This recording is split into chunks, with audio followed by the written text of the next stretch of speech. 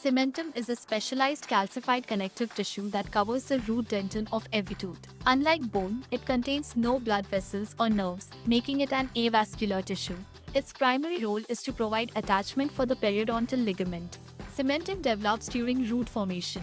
As Hertwig's epithelial root sheath breaks down, cells from the surrounding dental follicle migrate to the root surface and differentiate into cementoblasts, the cells responsible for forming cementum. Undifferentiated mesenchymal cells first become cementoblasts. These cementoblasts secrete an organic matrix that later mineralizes to form mature cementum over the root surface. Cementum is composed of about 45 to 50% inorganic material, mainly hydroxyapatite crystals. The remaining 50 to 55% consists of organic material and water, with type 1 collagen forming the major organic component. Acellular cementum, also known as primary cementum, is found mainly on the cervical half of the root. It forms during root development before the tooth erupts and is essential for attaching the periodontal ligament fibers. Cellular cementum or secondary cementum is found mainly in the apical third of the root and in furcation areas. It forms after tooth eruption and continues to be deposited throughout life, helping repair damaged root surfaces and compensate for tooth wear. Cementocytes.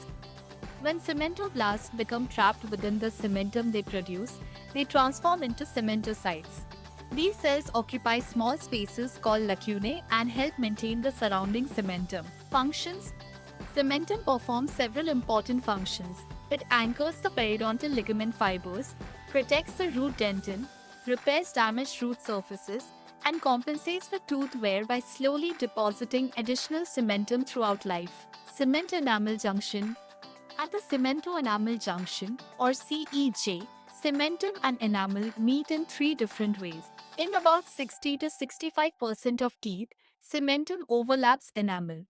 In about 30%, they meet edge to edge, and in approximately 10%, a small gap exposes dentin, which may lead to sensitivity.